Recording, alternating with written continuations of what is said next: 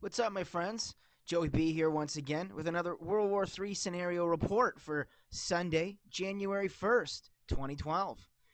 And this first article I want to kick things off with here is from the Extinction Protocol, and it reads Iran to begin long range missile tests during naval drill in the Gulf. And it says here Iran has said it is set to begin tests of long range missiles in the Persian Gulf on Saturday. Shorter and longer range ground to sea, surface to surface, and surface to air missiles will be tested on Saturday, Navy Deputy Commander Admiral Mahmoud Mousavi told the semi official Fars news agency. And apparently, India is to revamp its submarine fleet amidst rising naval tensions in the region. And it says here, faced with a fast depleting underwater combat army, India is planning a major overhaul of its submarine production plants to ensure its operational readiness does not get further eroded in the years ahead. The chief of Mossad has reportedly hinted that a nuclear armed Iran does not necessarily pose an existential threat to the Jewish state. The spokesman for Iranian Navy's Velaya 90 war games in the Strait of Hormuz says three of Iran's newest domestically manufactured Ghadir class submarines are actively present in the naval drills. And according to Ron Paul, Iran is no threat to U.S. security. Hormuz Strait vital to world economy, reads the title of this article. And it says here, head of Mali's National Security and Foreign Policy Committee, Aladin Boroujerdi, says global economy highly depends on the flow of oil through the Strait of Hormuz. An American investigative journalist says the Al-Qaeda is a fairy tale terrorist group made up by the Central Intelligence Agency and the Israeli spy agency Mossad. And I know my subscribers are no stranger to that. As we know, the nickname floating around out there is Al-Qaeda.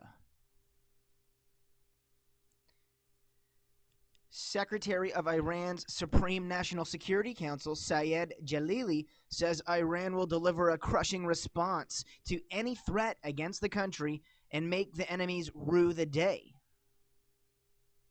More saber rattling here as the U.S. apparently sets the stage for war against Iran.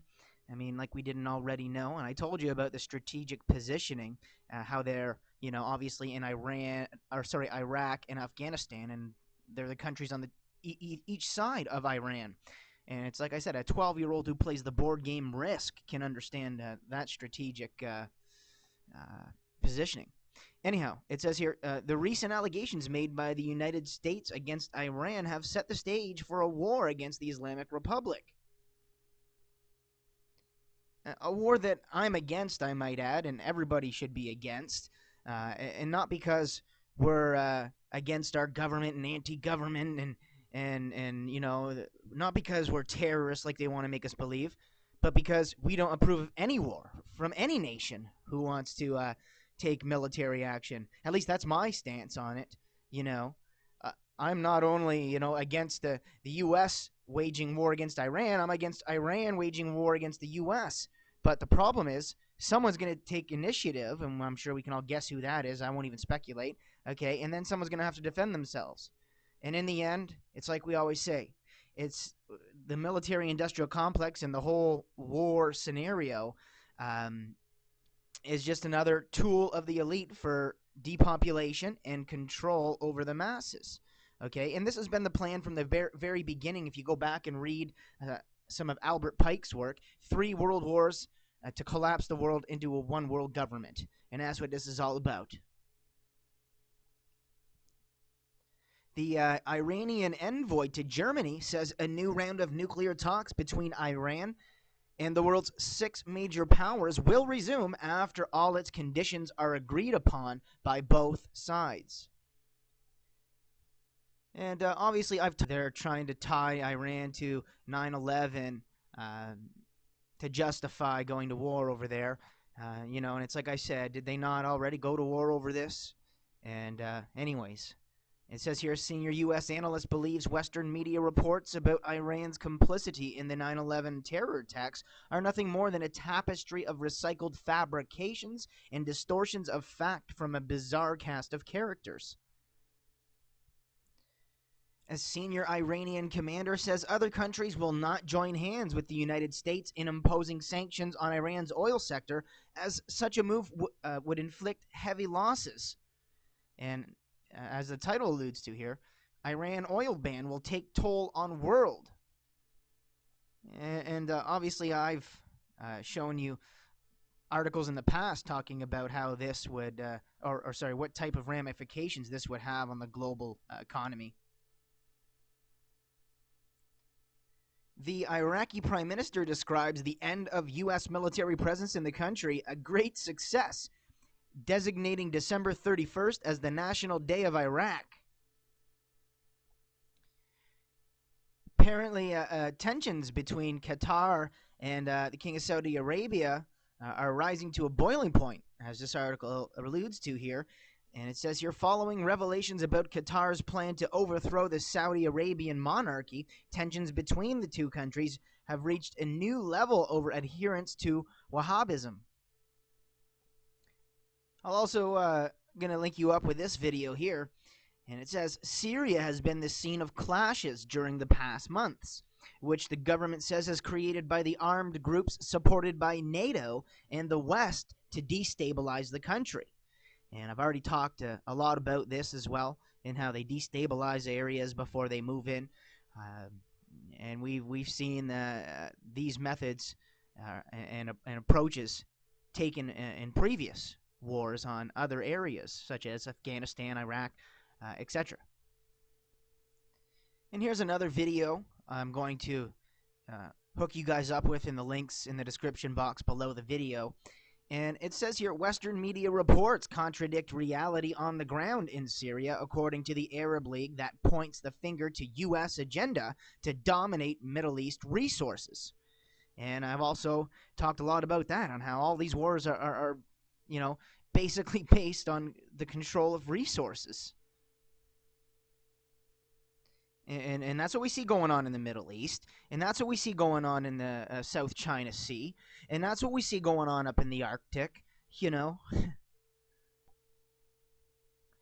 U.S. has signed a deal to sell over $3 billion worth of missiles and related technology to the United Arab Emirates. Okay, and it says this is just more information on how the U.S. is behind the sectarian tension in the Middle East, as the title says here. And according to this article here, Iran is the real target of the attack on Syria. The Arab League has not supported the U.S. in its quest to mount military attack against Syria to force regime change, which led to a major outbreak of war in the region. And isn't that what it's all about, right? They mount military attacks to force regime change, or create civil unrest to force regime change, so they get their puppets in control, and this is how it will ultimately get all the powers of the world to agree on world government eventually, you would presume, if this trend continues. Over on globalresearch.ca now, and the title of this article here is pretty self-explanatory. I'm not going to get into the article, but I'll read you the headline, as it says, New CIA drone bases in Afghanistan and Central Asia.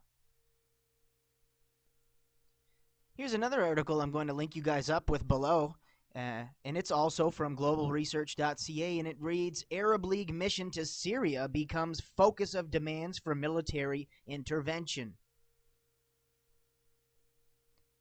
And according to this article here, as it says, dangerous crossroads, and it says, so there you have it. The U.S. Navy is deployed in the Persian Gulf, according to this article. The White House and some U.S. Congress lawmakers have locked horns over the U.S. administration's refusal to provide details of Washington's controversial assassination drone programs around the world.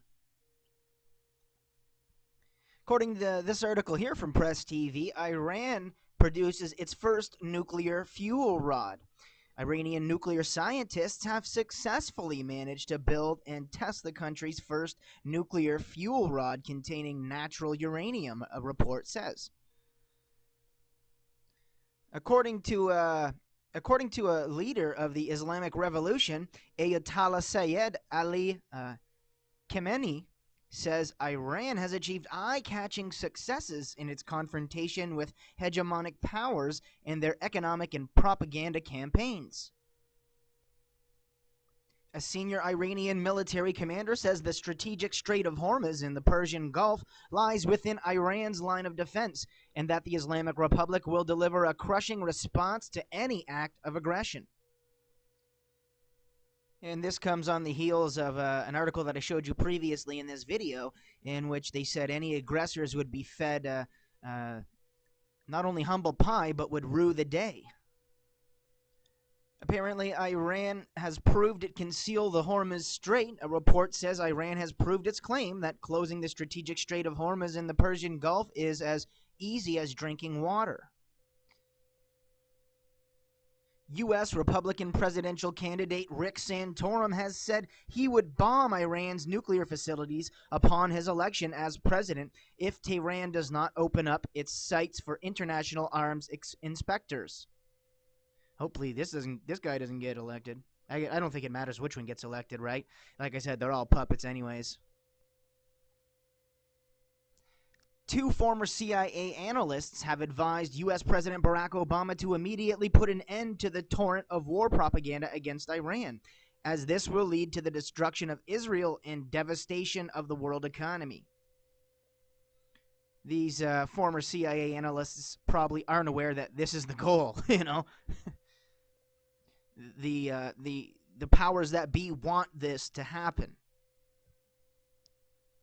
According to this article here, invading Iran is invading Russia and China as well.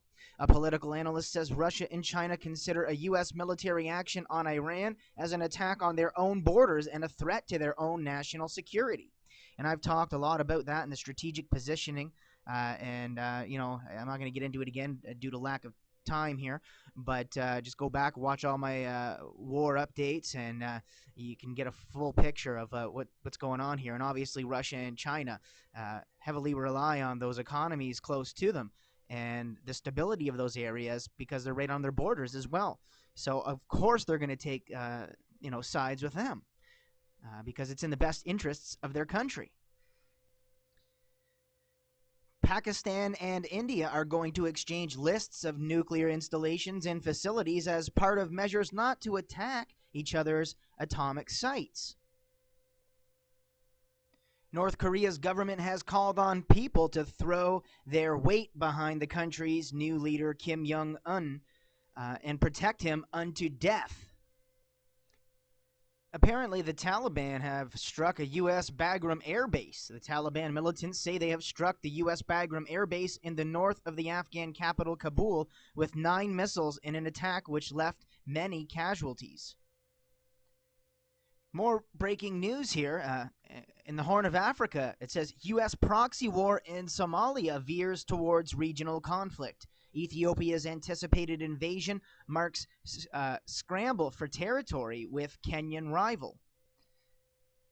Another article I'll link you up to, and don't forget to check the description box below the video for articles that I didn't show you in the video even because I didn't have time to get to them.